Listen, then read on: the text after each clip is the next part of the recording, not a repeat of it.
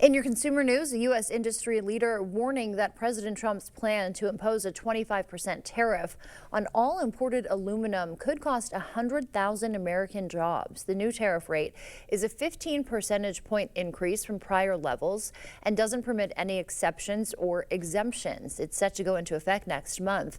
The CEO of one of the largest U.S. aluminum makers told a conference the tariff would eliminate about 20,000 direct U.S. aluminum industry jobs and could eliminate 80,000 indirect jobs.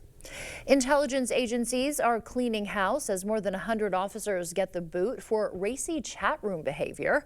The NSA is firing these employees for allegedly engaging in sexually explicit conversations in official agency chat rooms. Intelligence bosses have till Friday to identify and terminate anyone involved.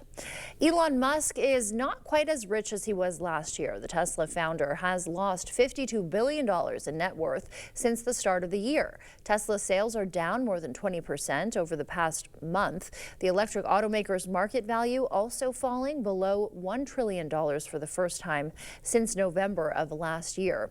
He is worth about $380 billion. That's $144 billion more than Meta and Facebook founder Mark Zuckerberg.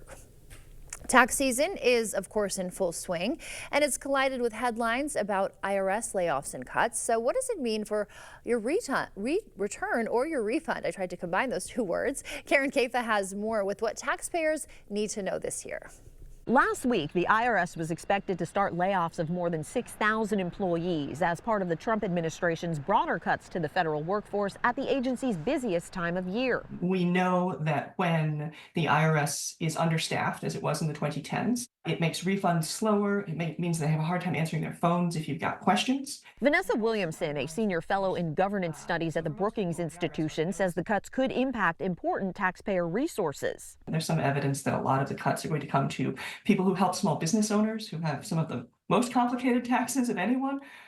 So if you haven't filed, I recommend you file as soon as possible. Tom O'Sabin, Director of Tax Content and Government Relations at the National Association of Tax Professionals, says amid leaner IRS staffing, taxpayers should try to limit the need for person-to-person contact with the agency. What it means is if there's any possibility to electronically file your return, do so. Whether you're using a tax professional or you're filing or you're on your own, or you use the direct file system, which is relatively new at the IRS, try to submit your return electronically. O'Sabin adds that careful preparation can also minimize omissions and errors that could take longer to correct.